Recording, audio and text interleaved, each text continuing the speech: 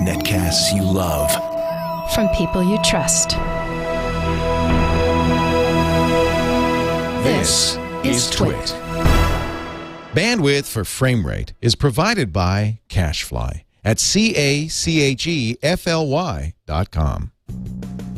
This episode of Framerate is brought to you by MailRoute.info. MailRoute is a secure hosted service that provides enterprise-grade virus and spam filtering to companies of any size. Try it right now absolutely free at MailRoute.info.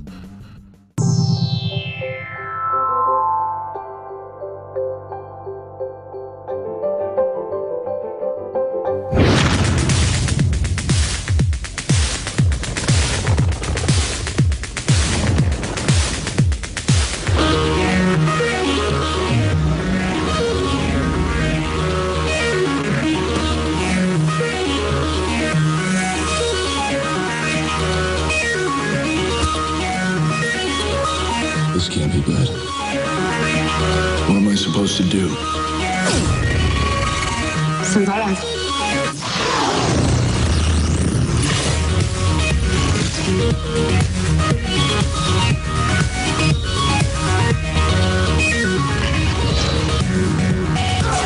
Here they come.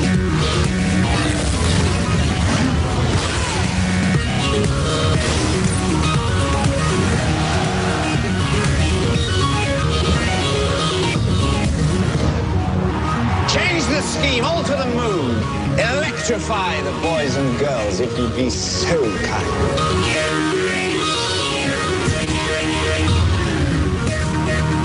Come on.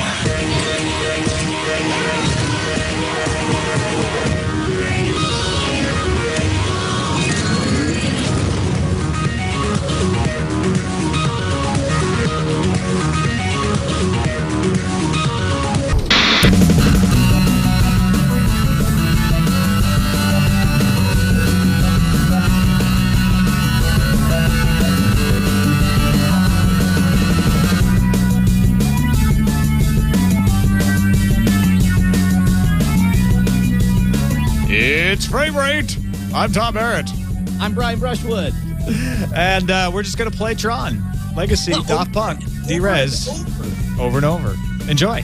See you later. I did enjoy Daft Punk's very brief appearance in the middle of that video. I'm trying to find the exact spot so I can actually flash it up there. But that's how cool. I don't know. Maybe I'm getting soft to my old age, but I used to hate. It's the lotion you're using. Cheesy things like show band members in movies, but now I kind of love it. It depends on whether or not I love the band or not. But it's like I dig that Daft Punk appeared in that video right there, or in the movie. Yeah. I like that stuff too. You used to think that was cheesy if people did that? It just felt heavy-handed to me. It felt like a wedge in, like when somebody's holding a Pepsi or a Pepsi, like in Back to the Future when he asks for a Pepsi free. It's just like, well, somebody just got a raise based on that plug right there. And it seems to me like movies need to be timeless and outside of when they're shot. And whenever there's some kind of crass consumerism wedged into it, it just looks hilarious and stupid. And that goes for like you've got in The Matrix when they drop their phone and you very clearly see the Nokia logo as it drops down, or whether it's in say The Island, the sci-fi movie, the Michael Bay thing, where it's like, he's very clearly holding the brand new aluminum bottle for Budweiser or Bud Light or whatever it was. I don't know. I just feel like that looks delicious. I hate that too. Ooh, was I parched? Whoa, wait a minute. That's refreshing. What was that? Oh, this is just a brand new holiday edition Diet Coke. Oh, that looks delicious. Exactly. See, that's that kind of crass consumerism that we would like to get paid for on Framerate.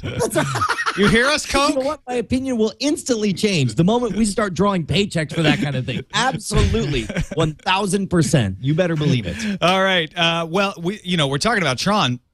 And for those who are watching live, there's going to be a Tron Legacy special. You may have seen little clips that Sarah Lane brought back from interviewing the directors and some of the people that worked on the visual effects.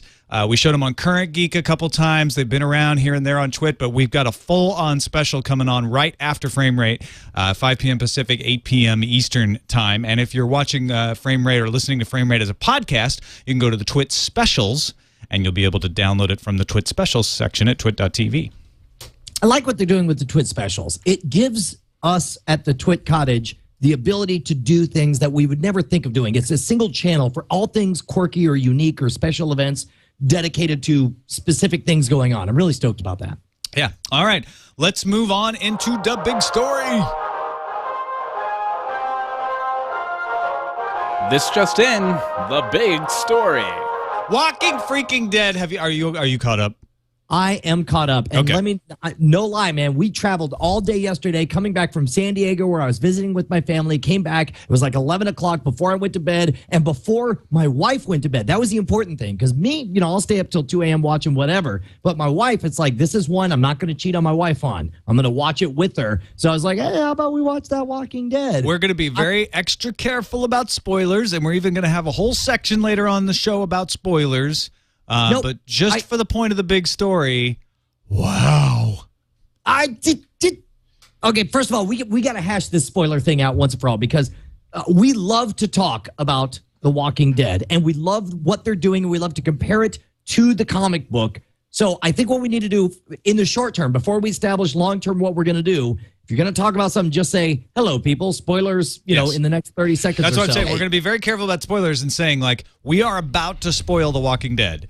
Right, okay. Well, Hey, you know what? About to spoil Stop The Walking now. Dead. You know what we Leave need? the chat room. We need a drop. We need a spoiler drop. So when you know for certain that you're about to spoil something, you give me the cue, and it's undeniably spoil, tune out if you don't Like want a to hear klaxon. it. Some kind of like light striking sound effect. And Yes. We need something there. Yes. Or Okay, comment. so Web 6001, who says, if you spoil, I'll turn off. Turn off Turn off right now and come Go back. check on the kids for a little bit. But what about The me? I grown-ups haven't have to seen it. talk I about can't The Walking turn off. Dead. Okay, I it's not, go. it's not going to be that spoilery. Yeah, We're just talking go to for the it. people. So here we go. The spoiler alert has been clearly given. You first. We've given you go time first. to run in from the other room. The end of this most recent episode, which is the second to last episode, the season finale is this coming week. I wouldn't just say the end. I would say the last 20 minutes of the episode. Changes the entire series away from the comic book. Very fundamentally, and I'm not gonna say anything. I want to hear your comments before we move forward. It was like a roller coaster, right? At first, I was like, what the hell is that? Okay, well, they're going to go to the CDC. Like, okay, well, maybe this is going to be like going to the prison in the comic book. I don't know. But all right, I'll hang in there. This is interesting. It's causing a divide. Everything else is fairly similar, and I'm cool with that. And I'm cool with changes, and I like to be in suspense. And then, I'm blanking on his name. The sheriff's buddy. Wait, how did you do that? You caused me to blank on his name. He's the other name guy. has been wiped out. Shane. Shane. Yes, thank you, Shane. Shane's with them. What is Shane doing there? He's not supposed to. That's supposed to happen already. That's like key to Rick Grimes' character, and yet they leave the encampment without that happening. Okay. I don't. So at the end, I was like, so anyway, when they get to the CDC and they're banging on the door, and I was like, this is boring. I'm still wondering, like, where's Merle? And I've got this, boring CDC storyline going on, and I actually expected the guy to go ahead and shoot himself in the mouth and them not get into the CDC, and then they would go along, and that would have been a diversion. I would have liked that better. But at the end, when they did get brought in, I was like, okay, this is interesting. We're finding out about what caused the zombie outbreak, which we never find out in the comic book. So I'm 61% in on this with some major caveats.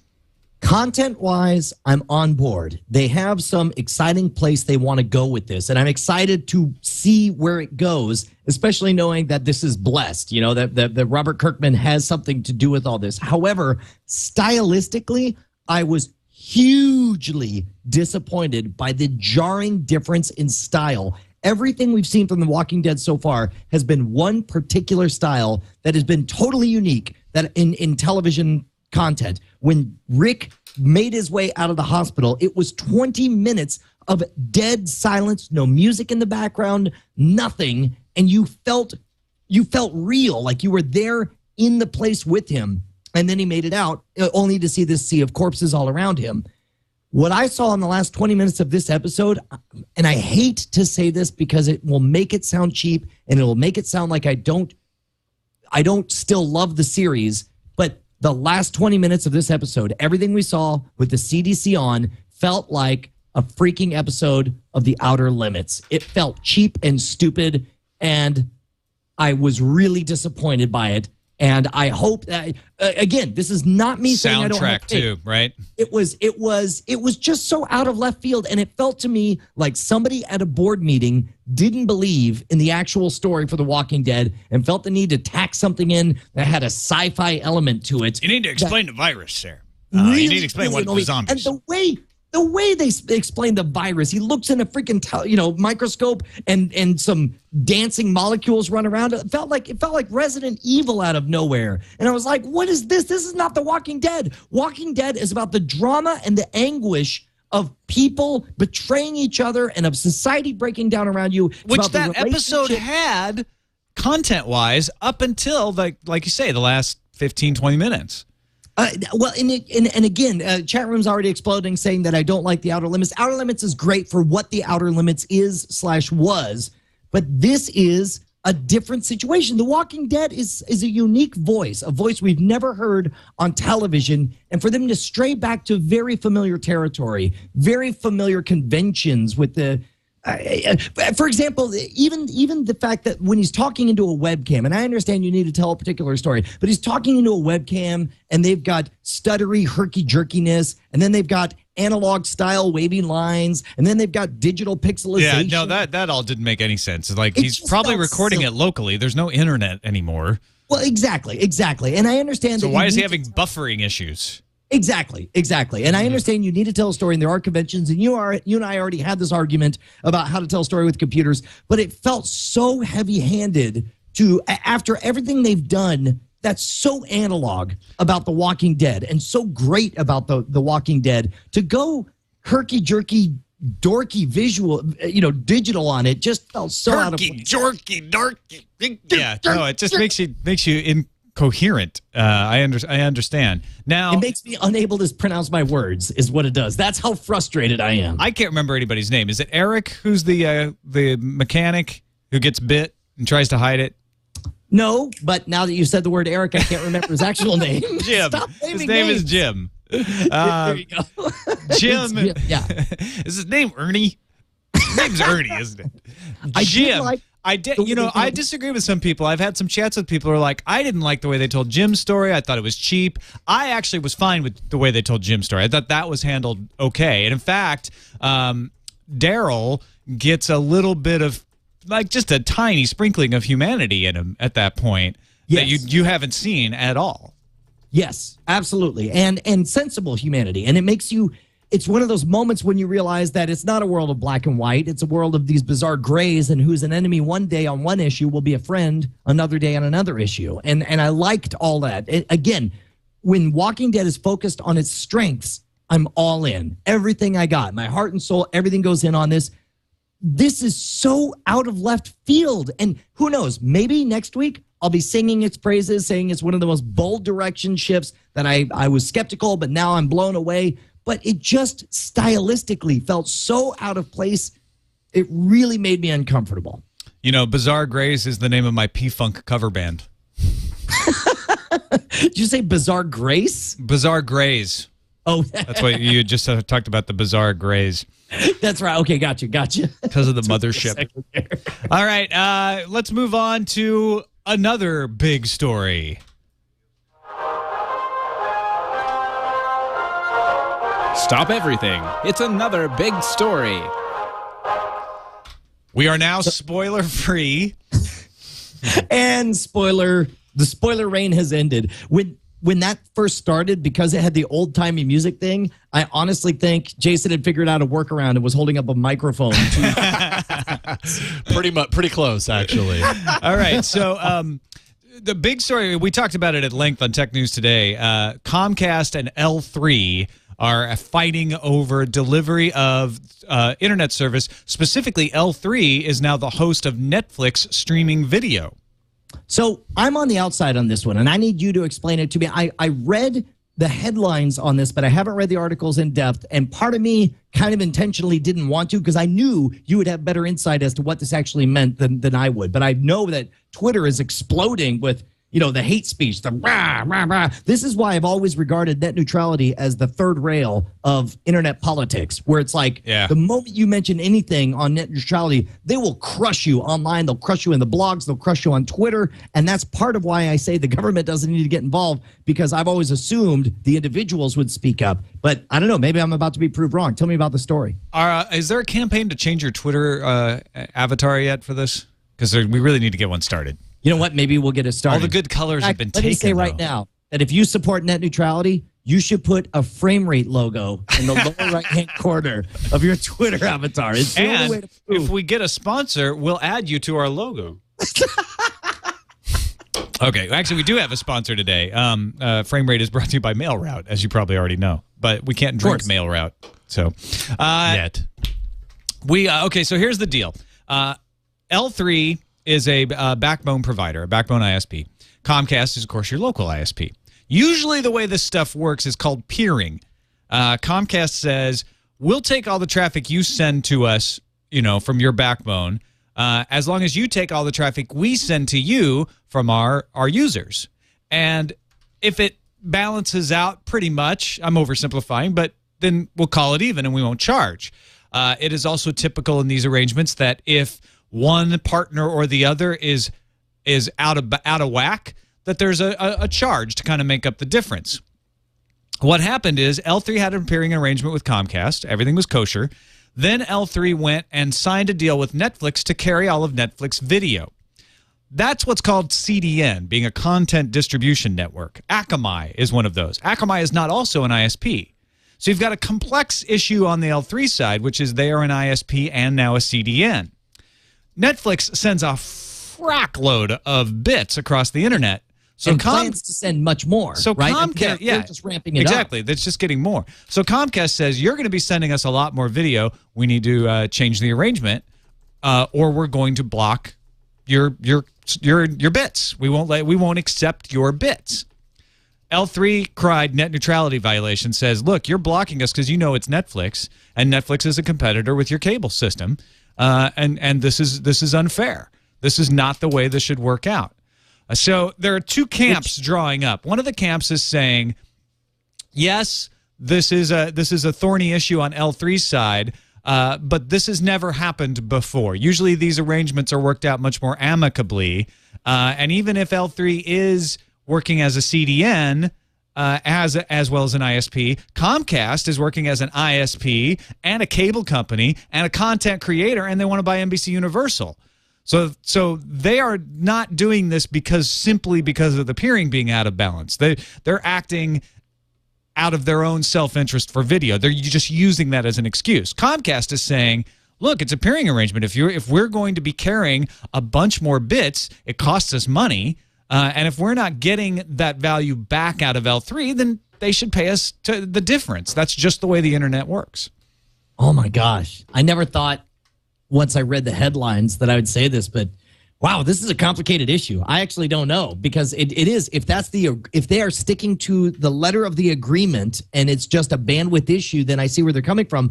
But politically, you got to admit this looks terrible for Comcast. You're the one. This is why you need to do one thing and be known for just one thing. All these companies want to be known like we're your everything. We're your telephone and your internet and your cable. Well, the problem with that is that when you make a move that makes sense as a bandwidth provider, you get accused of monopolistic practices because you have these fingers in these other pies. And really, I've about probably stepped over the line of my understanding of all the nuances of how this works. We had Reed Fischler from Hurricane Electric. They're a backbone ISP. He was on the Tech News Today and did a great job of explaining just where the problems are and the issues between these two. So I highly recommend going over there if you really want to get further into it. Let's take some backseat driver attitude to this. Look, okay. I mean, let's face it, you and me, we're not going to fix this thing one way or the other. But if we're placing bets, let's open up the frame rate pool on how this all plays out. Where are you betting? You're betting on our new sponsor, Diet Coke. I am betting on mailroute.info. No, I am betting Comcast wins this round, but it hurts their ability to purchase NBC Universal because FCC has already said, we're going to look into this. We're going to see what happens. And the FCC is burned, crispy burnt. And so just speaking from the gut, I don't think they will overrule this. I don't think they will go out on a limb for this one. But I think it will affect the decisions going into the purchase. It will complicate the purchase of NBC Universal by Comcast because, as we talked about on Tech News today, it's an entirely different issue if you're just a backbone or even a consumer ISP. It gets a lot more complicated when you're all of these things. When you're a content creator and a content deliverer and an ISP. So I think this is going to really complicate things for Comcast. Although I don't think it's going to change things for L3. Now, when you say that Comcast wins this round, is that because they're right or because they've got the power? Like, because the way you described it, and again, I'm on the outside, I'm an idiot who eats fire for a living, but you, what you described as if it's a peering arrangement, I mean, it sounds like they're in the right. Yeah, and legally they are. I don't think there's I don't think there's a law that can stop them the way things are now, unless it's antitrust. And that's why I say, like, the deal between L3 and Comcast is going to stand because from what I know so far, I don't see a reason why it wouldn't. But I think it will prove an example to be used in other cases to say, you know what, I don't know if we should allow a company to own all of these different pieces.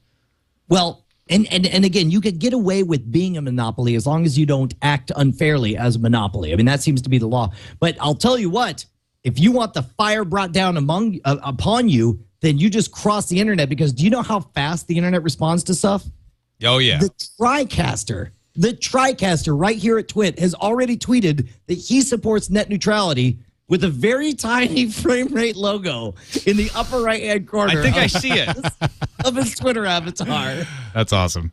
Leave it to the it's TriCaster. like, that's what you're facing. This is settled. On the internet. This a is lot of settled. good Well, and the other thing that we talked about is the fact that even though Comcast is in the legal right, the marketplace should put pressure on them to accept Netflix traffic.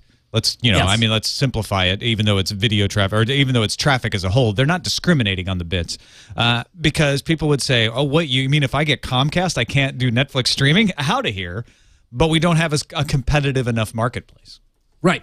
Well, and that's the thing is I take a lot of heat because I say I believe that you don't need the government to intervene. But the reason I believe that you don't need the government to intervene is because the internet is so loud and so passionate about this issue. And the only way that it will continue to be this way, the only way that net neutrality will be the third rail, is if we explode with rage every time there's anything that comes close to interfering with our ability to get our content in any way that we desire. And so it's important that everybody make a lot of noise every single time something like this comes up, because otherwise the easy thing to do is to buy off a politician and get some legislation, but then it just gets dirtier. I mean, even the EFF can't decide if they're on the side, or I mean, I may be speaking out of turn here, but my understanding last time I checked in on this was the EFF was it's a two-headed dragon. On the one hand, you do get net neutrality, but on the other side, you have more government regulation, which very rarely works out in favor of the individual. You know, we may not be able to solve net neutrality on today's show, Brian, but I bet we could solve spam. No way. Sounds crazy, doesn't it? Just spam's huge. Everybody knows that spam is like the rain. Nothing you can do but sit there and let it rain down all over you. Rain its Viagra, Cialis, C1 Alice all over your face. There's no way you can do anything about spam. Everyone knows it. Well, if you run your own server, if you know how to change an MX record, and this especially is good if you run email for several people, maybe a family domain, maybe a small business, you can pretty much solve spam. Wait, hold on. What if you pay someone else to run that kind of thing for you? Because I don't understand any of this stuff. Well, then you could have them do the MX records and all that stuff and solve the spam. I don't believe you. That's not possible. Well, not possible. I would say you're right, except I've done it. What? By going to mailroute.info. And No way. they are helping to bring you Frame Rate today. No false positives. They've blocked 3.7 million of Leo's messages last year. They've blocked Now, pretty when close. you say 3.7 million, Yeah. what you mean is they blocked Leo's outgoing 3.7 million messages. No, they blocked- because everyone knew it was spam. Is that what you're They saying? blocked 3.7 million incoming messages. Oh, I'm sorry. Okay, gotcha. That were Okay. spam with no false positives. Mailroute.info allows you to have your mail routed to their server. They kill the spam and then send the good stuff along to you. And it is very affordable for that. I mean, I have resurrected some Brilliant.com email addresses that I could not use before. They have a new option for small businesses and family users. The list price is $33 per year, but the TWIT discounted price, if you go to mailroute.info, is $29.70 per year. That's just under $2.50 a month. And you can just get rid of spam. And it doesn't, Gmail has a spam killer that works pretty good. You can use this with Gmail and clean out the rest of the spam. Or if you just have your own web-hosted email, you can use this to just filter it all out. It's a great service. I use it myself, mailroute.info. Tom Johnson came over from Microsoft where he wrote FrontBridge, the Microsoft-hosted exchange services. And then went on to try to solve the spam. So 99.99% uptime. Check it out at mailroute.info. Time for Film Found.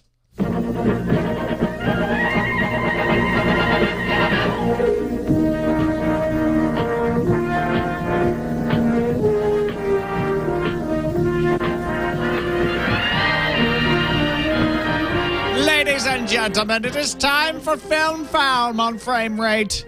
Dateline 2010. It's Film Found Fever has hit the interwebs. So opening this weekend, The Warrior's Way. Gonna see it? Not gonna see it? Care to see it? I will not see it because there's a backlog. There's so much other stuff, and I don't know anything about The Warrior's Way. Tell me why I should watch The Warrior's Way. Asian warrior assassin struggling to find peace, contentment, and perhaps love in a forgotten Western town on the edge of the desert. Oh, that's right. I did see the preview for this, and it did look awesome. It looks looked pretty a little awesome. bit cartoonish and over the top, though. I don't know that I need to see it in the theater. I think I'll get most of what I'm going to enjoy out of this watching it on Netflix. If you can watch it on high def, probably fine. Although I think it plays well in the theater because it's got lots of good fight scenes. Lots of sword yes, play. Certainly. That's one of the. There's nothing like a movie that you see at the theater, and this appears to have these over the top armies advancing scenes, which just you got to be there to experience. But I do not think I will go see this in the theater. Also, a couple of deaths. We don't do obits all that much on Frame Rate, but but when they're legendary obits. Irvin Kershner died at age 87. He directed The Empire Strikes Back, without a doubt the best of the Star Wars movies. Yes. And in fact, there was I tried to find it, but it was like 10 years old, the article I was looking for, and I couldn't find it in time. But there was a quote he gave talking about the differences in opinion about storytelling. And this must have been like in 1998 or 1997 that I read this article, when it was talked about him directing one of the prequel movies that came out. And he talked about the importance of preserving mystery. He said that he would never, ever, if he directed Return of the Jedi, show Darth Vader's face. He says that's the closest he would ever get is what he did in Empire Strikes Back, where you saw the back of his head. And it's so important and it's so right, and he gets it. If Irvin Kershner, in my perfect parallel alternate universe, Irvin Kershner was 10 years younger and he was able to write and develop and direct the prequels and make them chock full of new mysteries for us to consider, new scenarios for us to explore, and not just give us a bunch of stupid answers like what the Clone Wars were, the way freaking Darth Sellout did. And surely you know that Leslie Nielsen passed away. Oh my gosh, that was good. That was going to be my original pick for the opening video for this. I was going to find one of the airplane clips and play that. I said, Brian, surely you know Leslie Nielsen died. Oh, God, I'm the worst co-host ever. Of course he died. And don't call me Shirley. There we go. I didn't know he was Canadian. Did you know that? He was born in Regina. Well, he's funny, wasn't he? That means he's Canadian. Everyone knows everyone funny on true. the planet Earth is from Canada. Or England. None of them are there was a Americans. great obituary I read that talked about the 4 careers of of Leslie Nielsen. And people don't remember, first of all, he was a worker. Over 1,500 TV appearances. Well, and if you paid attention at all in the 80s, you realize this because you just everywhere you turned, there was Leslie Nielsen. He was everywhere. You saw him everywhere, right? And then his leading man, I guess his comedy debut on Airplane. He called himself a closeted comedian. And in fact, and there's almost like there's a side journey. How great was he in Creepshow with Ted Danson? Oh, right. Very good. Yeah. Playing somebody who was getting murdered by this psychopath. And Leslie Nielsen was amazing and creepy, genuinely creepy in it. Then, of course, the Police Squad, which unfortunately died instantly after only 6 episodes, I believe, which was so funny. And so many of the bits got resurrected for The Naked Gun. And, of course, The Naked Gun and him becoming king of the absurdist parody movies. Did you see him on Saturday Night Live? He did his monologue. This was probably late 80s, early 90s. I can't remember exactly, but he just... I totally know where you're headed with He got this. up there and he said, I say unfunny things in an unfunny way, and people laugh at me. Yes. And, it's just, and he gave an illustration where he said, where it's like, and it was so amazing. Oh, it was and brilliant. I like from a comedy perspective, I wonder what if he did anything different or if it was all in the expectation. But he says, for example, if I was in a drama, I might say, come over here, Peter, have a seat. I want to talk to you. But if I was in a comedy, I would say, come over here, Peter, have a seat. I want to talk to you. And somehow it was funny the second time around. The guy's a damn genius. He's a wizard. And he was in Forbidden Planet. Yes, he and that was one of the comments that I love most in the obituaries I read was that he got outacted by a robot. And what I mean, like people talked more about Robbie the Robot than they did about his performance, and he was so classy and so cool with it. Leslie Nielsen, here's to you, sir. I raise my ambiguous mug of some drink because I'm not a crass consumerist like somebody here. Pour a little out. Are you going to pour out a 12-ounce for our homie? Yeah. Is that what that is? I think he'd appreciate that. So you know that Forbidden Planet was The Tempest, right? It was William Shakespeare's The Tempest. No, I didn't know that. Told as a sci-fi epic. Highly recommend you go check out. I like that. I like that when people steal kind of plot structures and then remake them in a way that's sort of unrecognizable, but recognizable if you look close enough. Right. One of those things where you realize it maps one for one. For example, Oh Brother, like We're Out. Oh Brother, We're Out There. It's one of my favorite examples of that, which, if you don't know, is The Odyssey. Yes. Folks out there in the audience.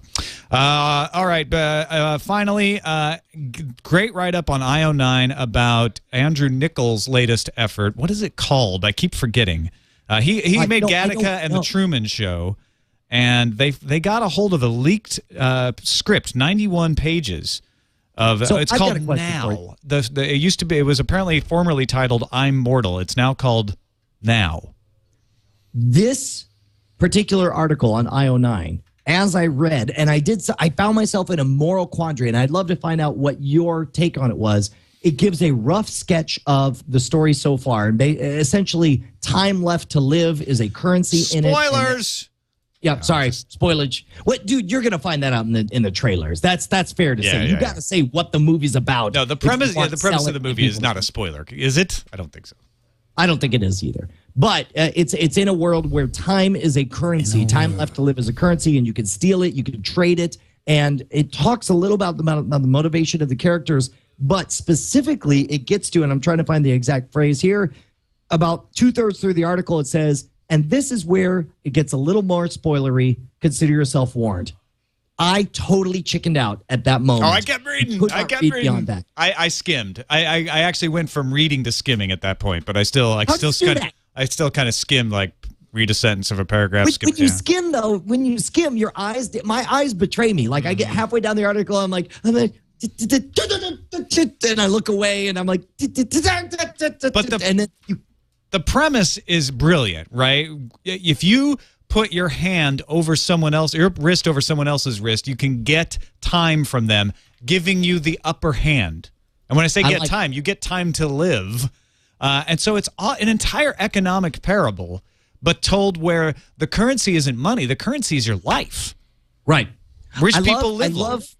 I love alternate explanations for things, but when I was a kid, I read a bunch of sci-fi stories that had elements like that, and it totally messed me up because I thought that was the reason we called things certain things. Oh, It's yeah. Right. It's very clever writing, but I hate the lingering after effects of what it does to young people who get into that. But like I love the stories of where common phrases come. You know where pig in a poke came from? It came from, I was going to make something up. I don't know where it come Pig from. in a poke and left holding the bag. Do you know how the two of those are related? Trying to get pigs into the poke. Nope. And then and keep in mind, you're left with the I'm bag. recounting all this. This is a campfire story. For all I know, I'm totally wrong. But back in the Middle Ages, somebody would offer to sell you a pig in a poke, which would be a pig in a bag, because a poke is something that you hold your stuff in. And it wouldn't be a pig. Would be good, right? But then you would buy it, and you would find out that it was nothing but a shaved cat or shaved rat, and you were left holding the bag. So giving a pig in a poke is something that's fake. It's not actually a pig. Makes sense. No. Pig in a poke is a good thing, right? Because that's a treasure. You want a pig in a poke. An actual pig, an actual poke is a good thing. But if you're left holding the bag, that means your bag doesn't have a pig in it. Exactly. Why isn't it left holding the poke? I don't even know. I'm going to start saying it that way. I don't even know, sir. All right, time for Tube Tops.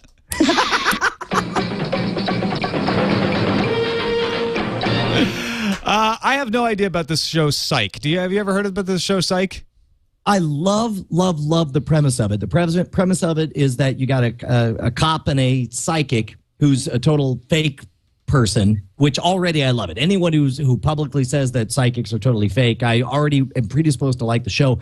I never got around to watching it because the reviews for the first season were kind of lukewarm. I will now have to watch it because they are reuniting members of the cast of the original. There hasn't been another one. The cast of Twin Peaks. No, there was. Well, there hasn't been a remake, but they did the movie. They did a movie, and there was a different actor for one of the parts. That's true. Yes. Okay.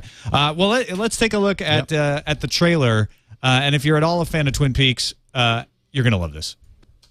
In all my years of police work, I've never seen anything like it. I know. On December 1st, I know who killed Paula Merrill. Don't miss the tribute to the groundbreaking series, Twin Peaks. 3 cinnamon pies, please. Damn fine cup of cider. And it's a damn fine episode. Epic. Psych, all new and supersized Wednesday, December 1st at 10 on USA. Characters welcome. Love it. Were you a fan of Twin Peaks? You know what? I was too busy being in high school to care about Twin Peaks. But I love Twin Peaks. I do love the soundtrack to Twin Peaks. I totally You must have it. go. You can watch Twin Peaks pretty much everywhere. CBS owns the rights, and they have it like everywhere. I can't think of a place it's not. It was on Juiced, if you remember Juiced. Kyle MacLachlan was the lead in that, right? Kyle MacLachlan, yeah. He was the FBI investigator. The sheriff's name was Harry Truman. It was fantastic show, and of course, the big tall guy was in dream sequences, and apparently he's just there. And they go to a small town to investigate problems with a cinnamon festival. Of course. Why wouldn't there be problems with the Cinnamon Festival? It's just brilliant. There's another trailer. It's not quite as Twin Peaksy out there. We don't need to play that one. But anyway, I may check out Psych for the first time, so it's working on me anyway. And then Fringe. Are you watching Fringe?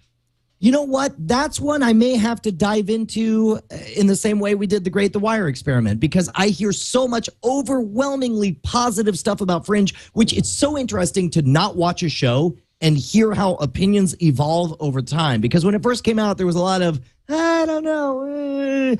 But now people are passionately talking about it. It was a slow starter. And you can skip a lot of the early episodes. But man, is it good now. And they're moving it to Fridays because they want American Idol to take over the Thursday slot. And so Fringe is going to Fridays, and it looks like they're setting it up to be canceled. Yeah, that's a soft cancellation when you move something to Friday night. Or if you're Joss Whedon, that's opening weekend. When you open it, when you go straight to Friday nights right at the beginning. All right, so if any of you are skeptical about Fringe and you're thinking, maybe I won't watch it, or I don't want to catch up, I don't want to jump in the middle, watch this trailer for the next episode called Entrada. And it's like a freaking movie trailer. Hello? I know this is going to sound crazy, but I just saw a woman disappear in front of my eyes. Who is this? Her name was Olivia. She has a message for you. She's trapped in the other universe.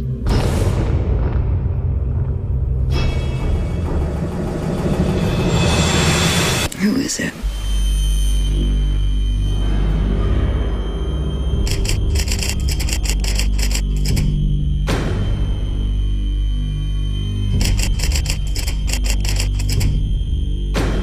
This is not my home. Because you come from another universe. Yes.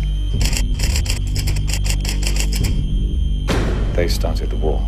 You don't have to remind me whose side I'm on. My world is dying because of what your side is doing to us. My universe is not at war with yours. This all began because a man came over here to save a boy. And 25 years later, I came back to save that same boy. Both universes can't survive. There must be another way. Put your guns down or I will kill her!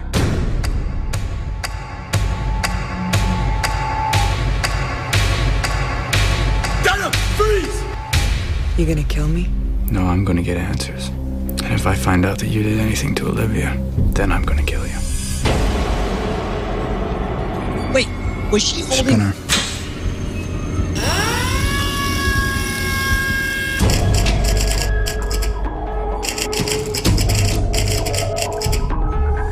Was she holding herself hostage at the end? She holding some what? Was she holding herself hostage, her other self hostage? No, I think that was just another person, but So someone with the same haircut. I could to me, like if they have the same haircut, they got to be the same. Well, no, but person. that's how I know. That's how I didn't think it was the same person, because she's got red hair in one universe and blonde in the other. Okay. Dude, look, stop showing me stuff like that, because now I'm going to be upset and I'm going to be like, well, is this the part where there are two of them when I start on the first episode? Actually, what this does, what J.J. Abrams is doing with this is he's saying, screw that catching up stuff. Start now. Just right. watch. And then you can go watch the other episodes as if they were prequels.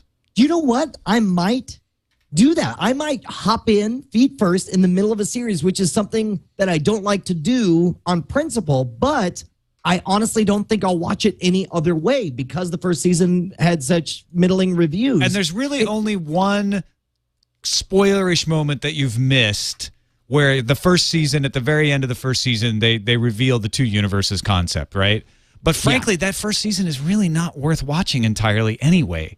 So jumping in now, you're just jumping into the good stuff. All right. Well, maybe I will do that, because there have been other shows that realized that they were on the verge of canceling and they ramped up really fast. I know Dollhouse did that, but by the time it happened, it was already too late. They were already hosed. But I love the fact that if that is what they perceive is going to happen, I love the fact that they're selling the idea of jump in now, because it's going to get really good really fast. All right, let's move on to Cipro, an antibacterial agent for our viral video. It's not going to work.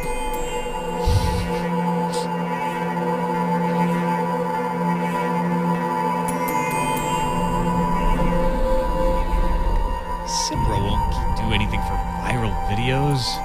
Of course it will. It'll keep you from being sick while you watch your viral videos. That's true. That's true. Watch them.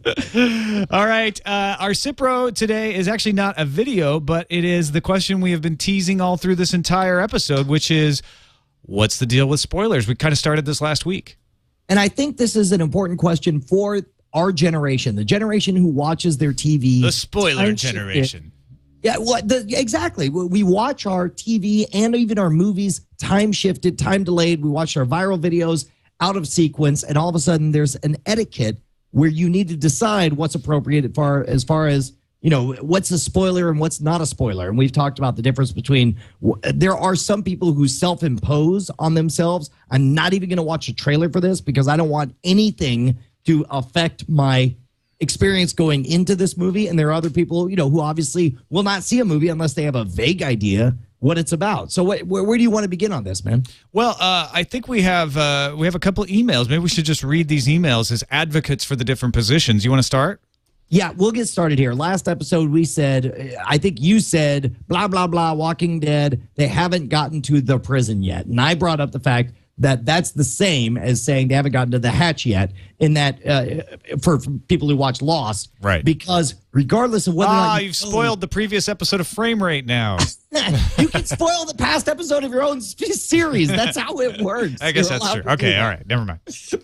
But just as with Lost, knowing there's a hatch would fundamentally change your understanding of this island that they're on. Likewise, knowing that something significant happens about the prison would change your expectations, and you would sit there wondering, oh, is this the prison? Is this the prison? Is this the prison? So we asked the readers to send in their opinions at framerateshow@gmail.com. And the first response we got was this one right here. First of all, love the show. My husband and I have been watching through all of the release candidates. Oh, Tom, I'm sorry, but I've got to agree with Brian on this one. I'm a huge fan. Boo this woman. But I haven't had the pleasure of reading the comics. Knowing that something big and important happens when they arrive at a prison kind of takes the wind out of it for me. I'm sure I'll still love it and will be surprised by what happens, but I will definitely be expecting something. Anyway, keep up the great work. Loving this, Kate. That's one for Brian, for those of you keeping track at home. Well, now I didn't say something big and important happens, and it seems like all of these arguments center on the premise that I said something really big and important. I just said they haven't got to the prison yet. You wouldn't bring it up if it wasn't a big deal. I might. No, you wouldn't. No, you wouldn't. It'd be like saying he hasn't met the horse yet. That's exact. I mean, that's not getting the horse is not a huge important thing in Walking Dead, but it is a marker along the way. Doesn't spoil anything to say he hadn't got the horse yet. No. I disagree, because like anything you remember is going to be significant. You're not going to remember an insignificant detail from a classic movie or a classic story. Like same way with, like, for example, Cool Hand Luke. You're just putting words in my mouth now. I didn't say anything. All right. You want to read the next one? I'm sure the next one will be in your favor. Let's get this one. It says, "Hi guys, love the show. I think the definition of what constitutes a spoiler is a very personal thing. People have varying levels of how much is okay to know going into something. Some of my friends are completely spoiler-proof and go out of their way to read up on absolutely everything before going in, often including scripts. Others will watch trailers and have conjectural conversations about it but won't read scripts or blog leaks. Then there are those like me who prefer absolute media blackout on things that are already super hyped. For me, it's Tron Legacy. I'm going opening day no matter what. I don't need to know anything and don't want to see any of the visuals before going in. I want to re-experience that world for the first time in a comfyish chair in the sweet spot of the room, taking it in with a giant tub of heart attack popcorn." But it may sound like he's not supporting me. I do agree with where I think Tom was going. I don't see that as your job to enforce mine or anyone else's spoiler freedom.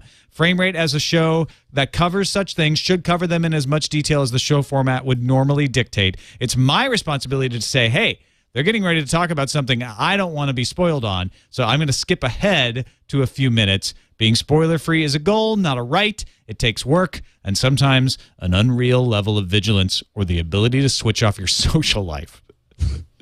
Well, allow me to be the first to apologize for our opening video and spoiling Tron Legacy. The one thing you didn't want spoiled for you. We sneak attacked and we showed you. No, but as soon as he sees it's Tron, he can turn off, and it won't have spoiled that much. But you can't for example, Star Trek: The Phantom Menace, right? All you need to see is 3 frames. Well, that's like saying I can't drive down the street because there might be a billboard of Tron. No. I'm saying, for example, in The Phantom Menace, you need to see only 3 seconds of Obi-Wan Kenobi going, "No!" to know, oh, well, I guess Qui-Gon dies at the end. But the first bit of Tron is not a spoiler like that we showed. No. To be honest, I turned out to be totally right. I was able to figure out the entire plot, or the bulk of the plot from Tron from the first teaser trailers, knowing the full trailer, not the first frame of the first trailer. No. Well, here's all I needed. I saw an old Flynn and a young Flynn. Yeah, but that took more. What I'm saying is, as soon as you see that's Tron, look away, turn off. You probably haven't been spoiled. Well, no. But what I'm saying is, there's a surprising, if your brain can't switch off and you can't help but ask, well, why is this happening? And why is there an old and a young version? And why is this happening? And you end up piecing it together pretty much what happened. I was able to figure out that Kevin Flynn was trapped on the grid and that there was a young Kevin Flynn, the Clue program gone rogue, that was the bad guy in the middle of it. And I mean, it's like, I understand where he's coming from, where it's like, you gotta black it out. You gotta not see anything if you truly want a spoiler-free experience. Well, and that's what this emailer is saying is, you know what? It's my responsibility to do that. And I should know if I'm watching a show that discusses television and movies that there might be a spoiler. That's true. That's true. And one right in the middle, and I like this take on the whole thing. Evan writes us, says, this is my opinion on Walking Dead spoilers on your show. It is okay to spoil anything that happened on the show. Nothing from the comics, please. Well, no, so that's don't just mention because we're not a show about comics. Right. Yeah. So we shouldn't mention the fact that there's a prison or somebody named the governor or that somebody might die in the later part of the comic books.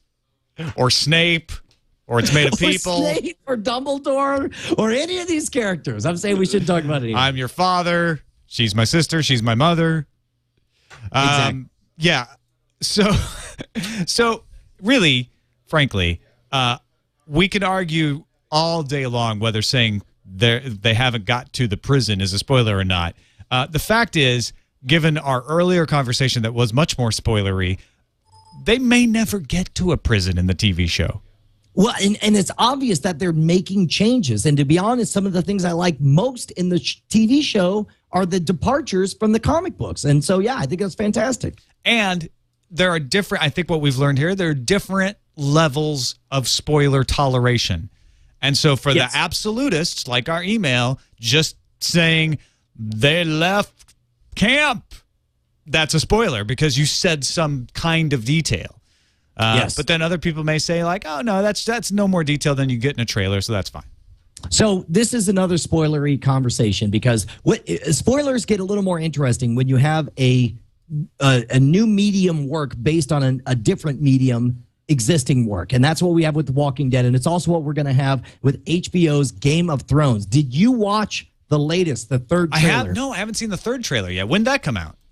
You know what? It came out just yesterday, I believe. Okay, I got to dig it up. Yeah, well, let's take a look. All right, here we go. This is the latest trailer. Spoiler. Why I did it. He ran away. He was a deserter. You understand why I had to kill him? I, Eddard, the House Stark, sentence you to die. The man who passes the sentence should swing the sword.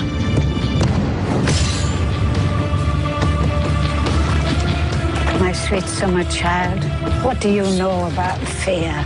There's a war coming, Ned. I don't know when. But it's coming.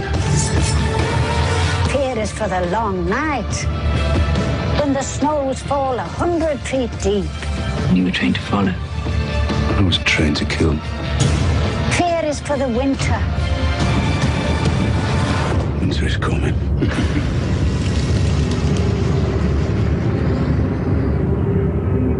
So this one had a lot more substance to it than most of the other trailers that we've seen so far for Game of Thrones. What did you think of it, Tom?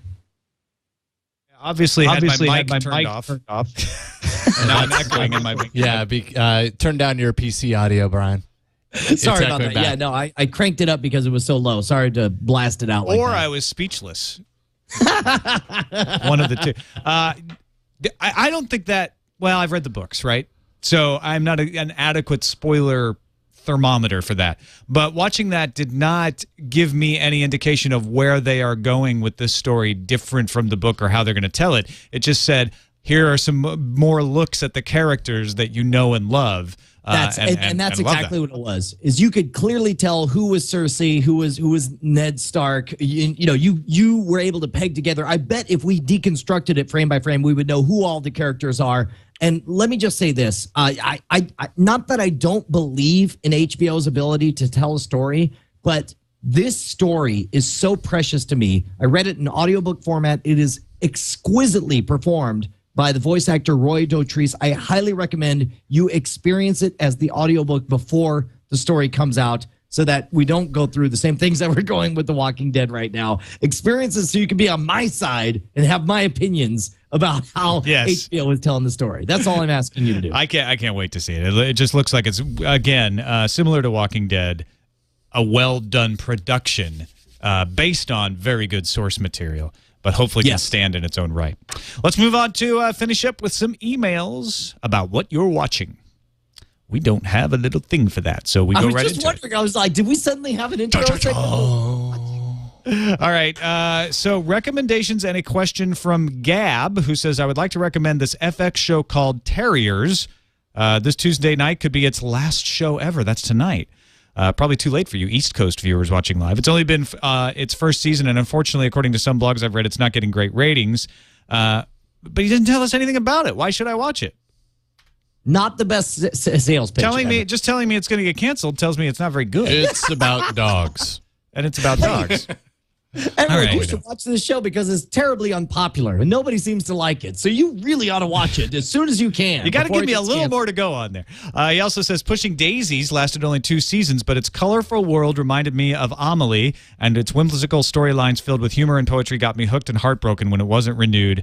Was there a show that you guys heard might be getting canceled, and did you do anything to try to save it? Well, Fringe, obviously, we talked about earlier. I loved Pushing Daisies as well. It was a victim of the writer's strike, because it was gaining momentum, but then they had to interrupt the season. They had to shorten the season. And when it finally came back the next year, even I, who loved it, missed the first 3 episodes. Thank goodness my DVR caught them, because I just didn't realize it returned. Wow. So the closest to that experience I've had was being part of the brown coat movement for Firefly. Yes. I discovered Firefly after it was canceled, and man, when that movie came, when they announced that Serenity was coming out and they had the whole Can't Stop the Signal thing, I was a regular on those forum boards. I was posting every day. I was psycho into that, and it was really neat to be part of something. It was really frustrating to. I have often told people that watching Serenity in the theater was the exact experience that I had hoped watching The Phantom Menace would have been. Yeah. And it was one of the most magical movie experiences I've ever had. Did you wear a brown coat?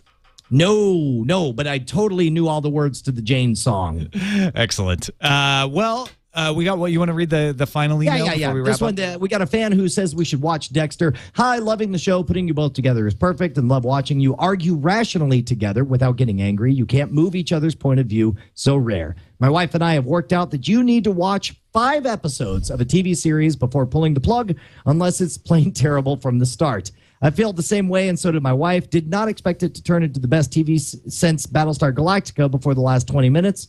I assume he's talking about Dexter right now. If you guys try it for real, we'll have the Wire type experience. It starts to mess with you. Tough decisions turn up with some very dark humor. I figured it as a right-wing revenge theory show at first. They didn't go down that 24 road. Do we need to start a campaign of some sort to get you both to sit through season 1? By season 3, you'll be on the edge of your seat. My example of its genius, it's twists and turns, but is rarely predictable. And then last week in season 5, I actually shouted at the TV for the first time in 34 years, wanting a character to react to something, then got the most satisfying return on my demand. They built a moment after being so unpredictable for so long. I'm doing that blabber thing when you try so hard to oversell something you love at 3 a.m. Thanks for reading if you got this far, Ian. You know what? Let's do a Kickstarter campaign. If you are down with me, if the chat room, if Twitter explodes telling us that we need to watch Dexter, maybe we'll give it that. Maybe that will be the next. We should do it on Kickstarter. If you give us $100, we will watch the first whole season of Dexter. I'm down with that, dude. Totally down with that. Yeah, we should come up with some way to We should both set aside time to watch shows that we haven't watched before. Not Always Sunny in Philadelphia type stuff or Eureka or anything like that, but just shows that neither one of us have seen, like Dexter. And then we should come up with some way for the crowdsourced determination of what that next The Great Experiment is going to be. Totally down with that. Totally down with that. Hey, so I got one question for you before we sign off here. Did you watch any shows or consume any media over the Thanksgiving holiday that you would not normally have consumed? A lot of football. See? Because my sister, her husband, and her son were staying with us, and just sort of the son was sleeping on the couch out in the front room, so he kind of dominated that area, and they'd turn on football all the time. They just watched college football and pro football the entire weekend. Wasn't bad, but definitely stuff I would not have watched. I'm like text messaging Jason about Boise State's game. He's probably like, I'm not even watching that game. What's going on here? But I almost tweeted I almost tweeted, and I was afraid of losing my geek cred if I were to tweet out like, wow, that Boise versus University of Nevada, Reno, right? Yeah. The UNR game was amazing. Couldn't believe the choke twice. And I've discovered that my passion for sports is directly proportional to the number of people around me who are into it. It's like, I understand the rules. It's essentially the original reality television, right? Absolutely. I've always felt that when people start to diss on sports, like, how can people just sit around and watch other people? I'm like, what, Survivor, American Idol? I mean, all of these things are just watching other people perform. It's like you say, it's a reality game. And what's great is I think it's also that random reinforcement. It's that gambling instinct. It's the fact that sports is the only arena of television where the good guys, as you define them, may lose from time to time. And in fact, will lose from time to time.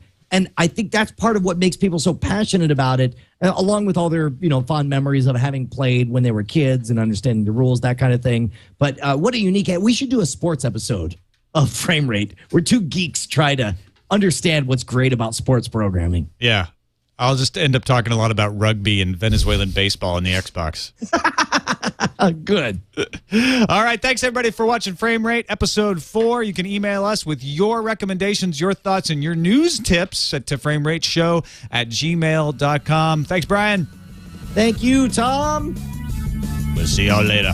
I'm acting like I'm fading away. Thank you, Tom.